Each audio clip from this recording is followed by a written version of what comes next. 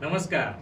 सध्या राज्याच्या राजकारणात नगरपंचायत आणि नगरपालिकेच्या निवडणुकीचं बिगुल वाजलं आहे आणि हे बिगुल वाजताच अनेक आगळे वेगळे राजकीय बदल पाहायला मिळत आहेत. प्रत्येक शहरात, प्रत्येक गावात नवी समीकरणं जुळताना दिसत आहेत. पण या सगळ्या चर्चांमध्ये एक नवा आणि सर्वात मोठा मुद्दा चर्चेत येत आहे. तो म्हणजे समरजित घाटगे आणि हसन मुश्रीफ या दोन दिग्गज नेत्यांचं एकत्रित येणं. तुम्ही म्हणाल याचं कारण काय?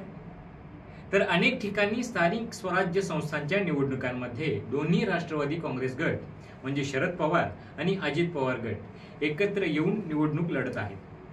स्थानिक पातळीवर होणारे हे एकत्रित प्रयोग हे फक्त नगरपालिकेच्या निवडणुकीपुरते मर्यादित आहेत की यातून भविष्यात दोन्ही राष्ट्रवादी एकत्रित येऊन मुहूर्तमेढ रोवली जात आहे? हा मोठा प्रश्न आहे. दोन्ही गटांचे नेते अजूनही एकमेकांवर फार टीका करत नाहीत. ही गोष्ट देखील या चर्चांना बळ देत आहे.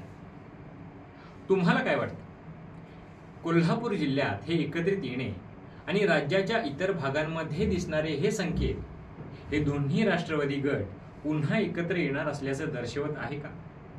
किंवा स्थानिक राजकारणाची गरज म्हणून हे केवळ तात्पुरते जुळलेलं जुळवून घेत आहेत? तुम्हाला याबद्दल काय वाटतं हे कमेंट बॉक्समध्ये नक्की सांगा. व्हिडिओ आवडला असल्यास लाईक करा आणि टीव्ही नेक्स्ट मराठीला सबस्क्राईब करा. धन्यवाद.